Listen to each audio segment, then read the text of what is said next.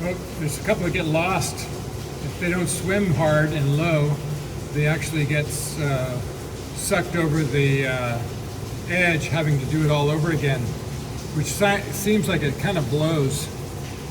It's supposed to go down there. It's easy. Oh, I saw him jump. If they go down to the lower end, I guess it would be easier.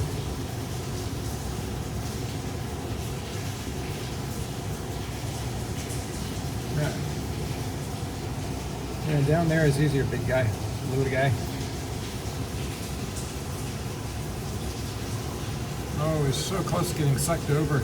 Oh, is he going to get lost?